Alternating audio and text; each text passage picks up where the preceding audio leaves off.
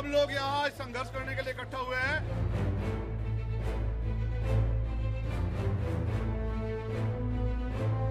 अगर हमारे साथ न्याय नहीं किया जाएगा तो दलित समाज के लोग घर नहीं बैठेंगे। ये भी जानते हैं कि अधिकार जो है वो मांगने से नहीं मिलते, उन्हें छीनना पड़ता है।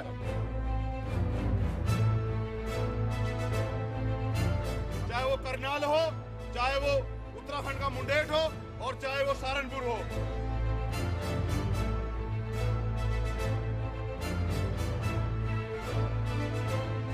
चाहे लड़ाई एक दिन चले या एक साल चले।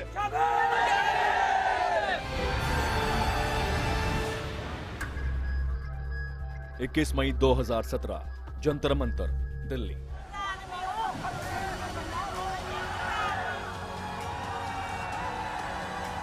दिल्ली के जंतर मंतर पर लोगों के इकट्ठा होने का सिलसिला शुरू हुआ, जो कुछ ही घंटों में नीले रंग के जन सैलाब में बदल गया।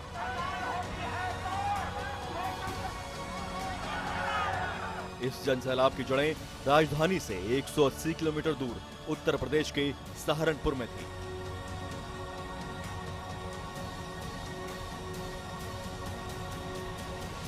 इक्कीस मई को दिल्ली के जंतर मंतर पर नीले कपड़े पहने, नीली टोपी पहने लोगों का एक हुजूम उमड़ा।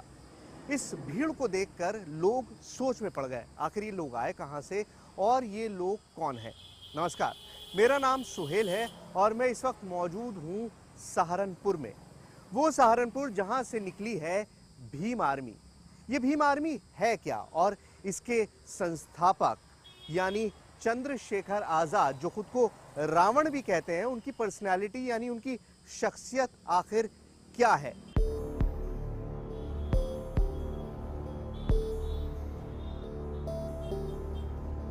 यूपी में सियासत और देश भर में बहस बन चुकी भीम आर्मी की जड़ें इसी सहारनपुर में हैं।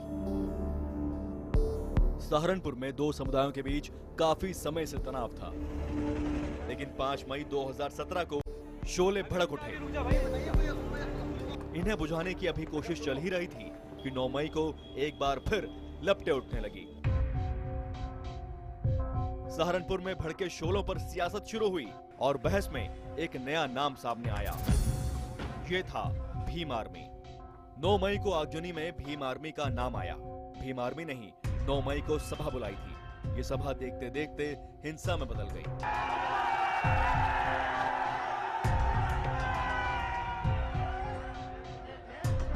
जाहिर है, सेना होगी तो कमांडर भी होगा और भीम आर्मी के कमांडर के तौर पर एक चेहरा सामने आया, चंद्रशेखर आजाद रावण।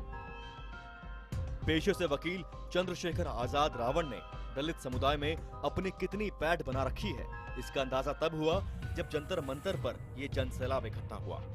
इस समुदाय को इकट्ठा करने के लिए चंद्रशेखर ने ना तो पोस्टर छपवाए, ना बैनर लगवाए, उन्होंने एक नए हथियार का इस्तेमाल किया। ये था मोबाइल और व्हाट्सएप।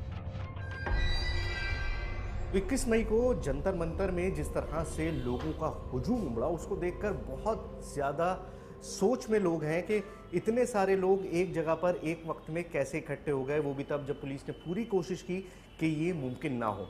मैं आपको बताऊं ये कैसे मुमकिन हुआ। ये फ़ोन है और इस फ़ोन के अंदर आप ग्रुप्स देखिए, करीबन 250 ग्रुप इस फ़ोन में है। गुरु रविदास, मंदिर मुक्ति, Bhim Sainik, doctor Ambedkar student union, Bhim Yuva group, all India SC ST federal, इस तरह के दबंग भीम आर्मी, इस तरह के बहुत सारे ग्रुप्स हैं। करीबन 250 ग्रुप हैं इस व्हाट्सएप ग्रुप में। फ़ोन पे जो व्हाट्सएप है उसमें करीबन 250 ग्रुप हैं। हर ग्रुप में सैकड़ों की तादाद में, लाखों की तादाद में लोग जुड़े हुए हैं और व्हाट्सएप का इस्तेमाल करके मैसेजेस भेजे गए। वो मैसेजेस, एक एक मैसेज एक फ़ोन से लाखों फ़ोन्स में पहुंचा। साथियों, भीम आर्मी अपनी कौम के खिलाफ हो रहे शोषण की आवाज को बुलंद करती है। ये आवाज अकेले चंद्रशेखर और भीम आर्मी की नहीं है, ये पूरे विश्व में रह रहे दलितों की आवाज है। 30 साल के चंद्रशेखर ने मोबाइल और इंटरनेट की ताकत को बखूबी समझा और उसका इस्तेमाल किया।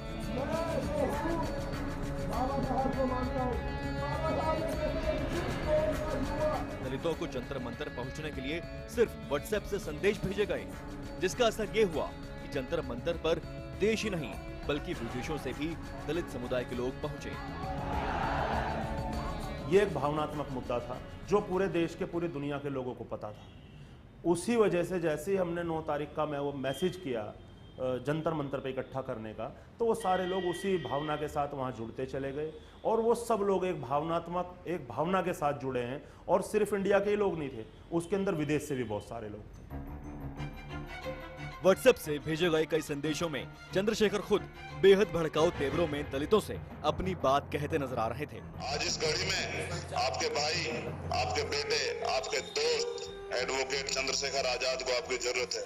चंद्रशेखर के बारे में सहारनपुर पुलिस का दावा है कि वो दलित युवाओं को व्हाट्सएप के जरिए भड़काऊ संदेश भेजते हैं और जातीय हिंसा के लिए उकसाते हैं, लेकिन उनकी भीम आर्मी इस आरोप से इनकार करती है। उनका दावा है कि भीम आर्मी दलित समुदाय की भलाई के लिए काम करती है।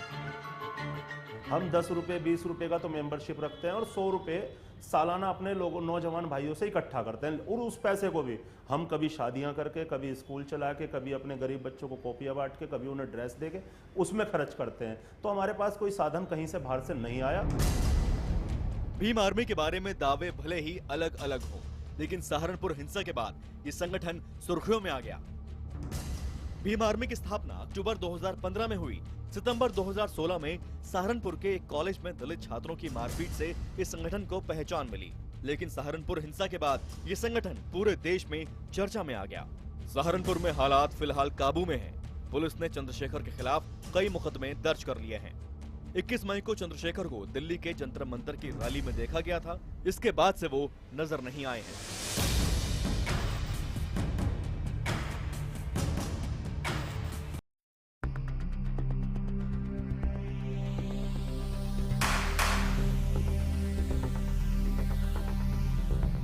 सहारनपुर की जातीय हिंसा के बाद जो संगठन सामने आया है वो है भीम आर्मी। इस आर्मी के लोग जब जंतर मंतर पर जमा हुए तो सरकार का पूरा खुफिया विभाग ताकता रह गया।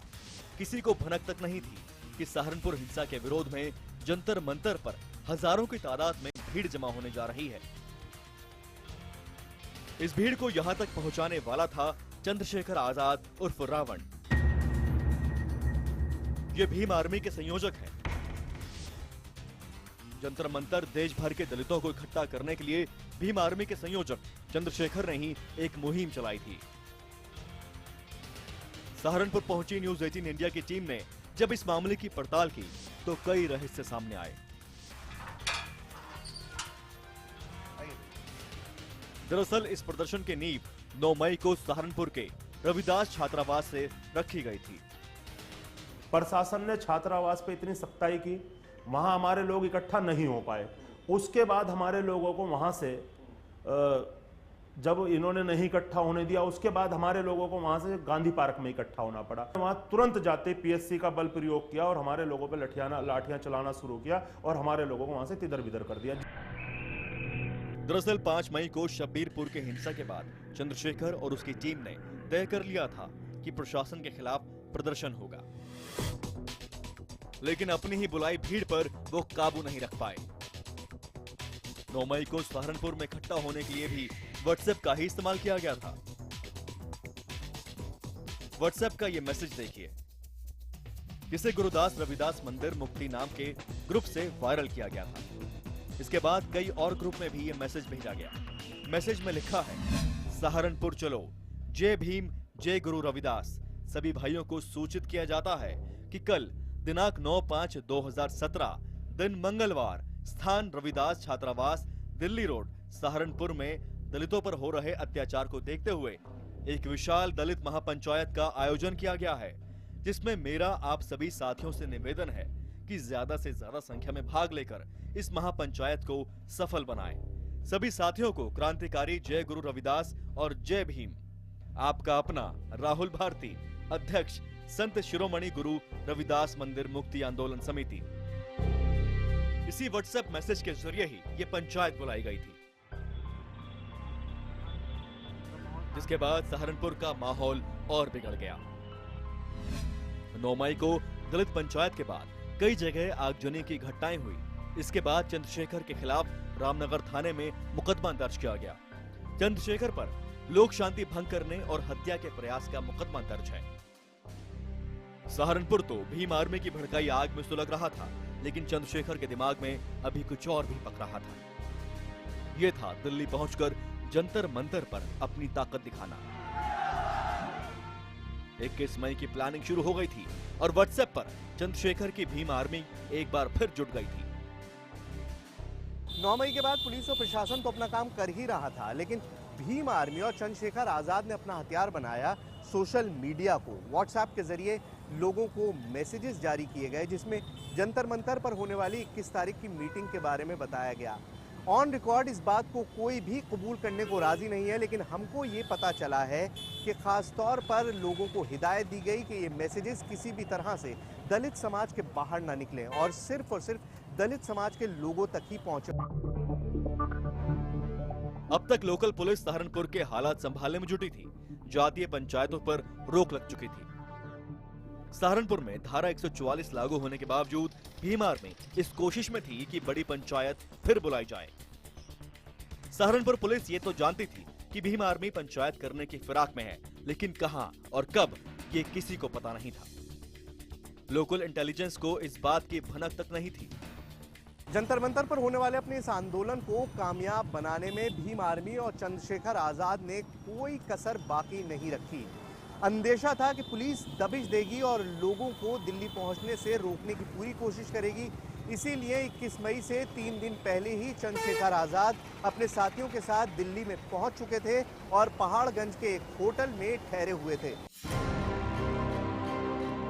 अब प्लानिंग थी जंतर मंतर पर पहुंचकर शक्ति प्रदर्शन करना। इसके लिए जरूरी था एकजुट और एक रंग होकर नजर आना। रातों रात भीम आर्मी ने फंड जुटाकर बड़ी संख्या में टोपी और नीले कपड़ों का इंतजाम किया कि हमारे लोग अलग से पता चलें, जो विरोध करने वाले लोग हैं, जो विरोधी लोग हैं, अलग से उनका दिखाई दिया जाए। तो वो रात में ही हमने उन टोपियां बनवाई थी कि हमारे लोग अलग से ट्रेस हो जाएं, पता चले देश की सरकार को कि ये कितने लोग उस दुख के साथ खड़े हैं। रात में पूरी प्लानिंग के बाद 21 मई को जो हुआ वो सबने देखा।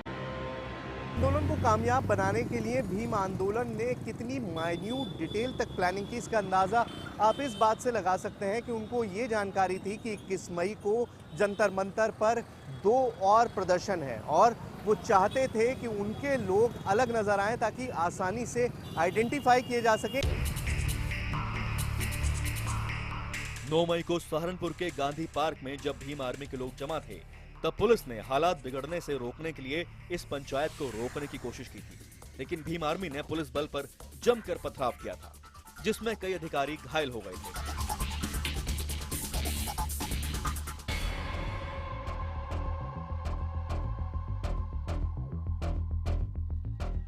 सहारनपुर में 9 मई को हुए बवाल के बाद से पुलिस को चंद्रशेखर की तलाश है, लेकिन चंद्रशेखर इस वक्त कहां है ये कोई नहीं जानता। हालांकि यूपी पुलिस 21 मई को चूक कर बैठी। अगर चंद्रशेखर को जंतर मंतर से ही गिरफ्तार कर लिया जाता तो आज उसकी तलाश नहीं करनी पड़ती। चंद्रशेखर पर आरोप है कि 9 मई को उसी ने पुलिस पर पथराव कराया था। इसके बाद से सहारनपुर पुलिस भीम आर्मी का इतिहास और भूगोल खंगालने में लगी है। यूपी पुलिस और खुफिया विभाग ने भीम आर्मी के बारे में जो जानकारी जुटाई है उसके मुताबिक इसका बड़ा नेटवर्क फैला है। खुफिया रिपोर्ट के मुताबिक भीम आर्मी के कार्यकर्ता कश्मीरियों की तरह ही चेहरा छिपाकर पुलिस पर पथराव कर रहे हैं। अंदेशा है कि भीम आर्मी कार्यकर्ताओं को प्रशिक्षण दिया जाता है। भीम आर्मी का पश्चिमी यूपी के कई जिलों समेत उत्तराखंड और पंजाब के दलितों में असर है। रिपोर्ट के मुताबिक भीमसेना का विस्तार चिंता की बात है। अगर भीमसेना का विस्तार हुआ तो जातीय हिंसा भड़कने का अंदेशा है। रिपोर्ट में कहा गया है कि भीमसेना को कई जगहों से वित्तीय मदद मिल रही है। फेसबुक पर पेटीएम, एयरटेल मनी और बैंक खातों के नंबर देकर भीम आर्मी पैसा इकट्ठा कर रही है। आरोप है कि विदेश से भी भीम आर्मी को 50 लाख की मदद मिली है। हालांकि विदेशी वित्तीय मदद से भीम आर्मी के सदस्यों ने इनकार किया है। ये फर्जी बात है, पूरी तरह फर्जी बात है। और आप अगर ऐसा कुछ है तो प्रमाणित करें। और ठीक है, अगर 50 लाख आए हैं, अगर आए हैं तो सरकार दे 50 लाख रुपए, हम हिसाब दे देंगे उसका। अगर 50 लाख रुपए कहीं से आए होंगे हमारे अकाउंट में तो हिसाब भी दिया जाएगा उनका। दरअसल सोशल मीडिया पर भीम आर्मी ने अपना बड़ा नेटवर्क फैला रखा है। इस संगठन के कई नाम से फेसबुक खाते हैं। अब पुलिस इस संगठन के बारे में और जानकारी जुटा रही है। भीम आर्मी के रोल की बात हो रही है। एक फोन भी सर्विलांस में था जिसमें अब जो भी है सारी चीजें हैं उसमें। मतलब प्रिंट मीडिया, इलेक्ट्रॉनिक मीडिया, हमने पूरे कटिंग्स भी मंगवाई हैं, पूरे क्लिप्स भी मंगवाई हैं। तो उसमें अभी हम लोग 1-2-3 घंटे उसकी स्क्रूटनी करेंगे। स्क्रूटनी करने के बाद जो भी फैक्ट्स होंगे उसके आधार पर कार्रवाई करेंगे। हमारी टीम सहारनपुर देहात में चंद्रशेखर आजाद रावण के घर तक भी पहुंची। चंद्रशेखर के घर में भीम आर्मी के बड़े बड़े पोस्टर लगे मिले। चंद्रशेखर के घर वालों का कहना है कि काफी दिनों से चंद्रशेखर से उनका कोई संपर्क नहीं हो पाया है। भीम आर्मी संगठन के संस्थापक चंद्रशेखर आजाद के घर में हम मौजूद हैं और उनके भाई हमारे साथ हैं। ये बताइए, चंद्रशेखर आजाद कहाँ हैं इस वक्त? इस बारे में हमें नहीं पता कि चंद्रशेखर भाई कहाँ हैं। जब यहाँ से गए थे, आपकी आखिरी बार का क्या मुलाकात हुई थी और क्या बात हुई थी? उस टाइम जब यहाँ से गए थे तो उस टाइम लड़ाई झगड़ा हो रहा था सहारनपुर में। 9 तारीख के बाद हमसे कोई बात नहीं हुई। उन्होंने भी लॉ कर रखा है, वो संविधान के दायरे में ही कार्य कर रहे हैं और संविधान के दायरे में करते हुए आए हैं। फिलहाल चंद्रशेखर का कोई अता पता नहीं है। पुलिस फिलहाल सहारनपुर हिंसा की कड़ियां सुलझाने में जुटी है और सहारनपुर एक बार फिर सामान्य हालत की ओर लौट रहा है।